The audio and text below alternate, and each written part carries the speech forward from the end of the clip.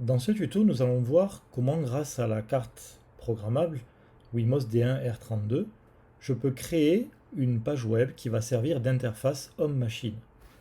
Cette page web va être stockée dans la mémoire de la carte Wemos, qui va servir cette fois-ci, qui va jouer un autre rôle en plus du point d'accès Wi-Fi. Elle va jouer le rôle de serveur web.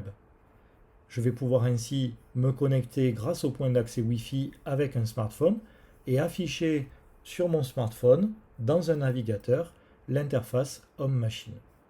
Voyons comment programmer cette interface Home-Machine avec la plateforme VitaScience. J'ai gardé mon bloc du point d'accès pour créer mon point d'accès avec le nom du réseau et l'IP fixe.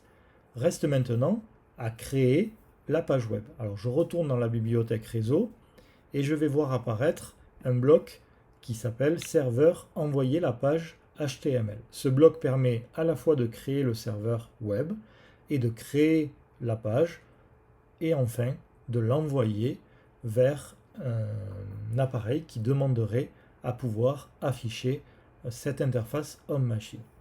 Je vais pouvoir mettre maintenant à l'intérieur différentes choses, comme par exemple un titre. Je vais rajouter le titre IHM SMT S119 par exemple.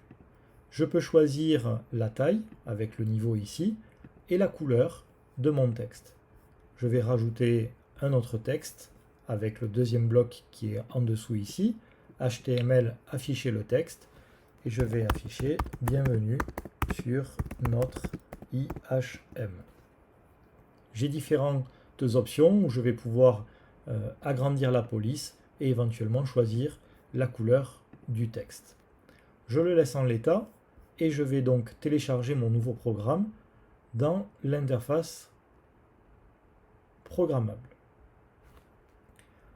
Je vais m'apercevoir maintenant que mon point d'accès est démarré avec l'adresse IP que je lui ai fixée. Je vais pouvoir me connecter en Wi-Fi sur le réseau SNT 119 grâce à mon smartphone. Je vais ensuite ouvrir mon navigateur, saisir l'adresse IP 192.168.1.1 et lorsque je vais demander à accéder à la page, eh bien j'arrive sur mon interface et s'affichent donc les différents éléments que j'ai pu programmer.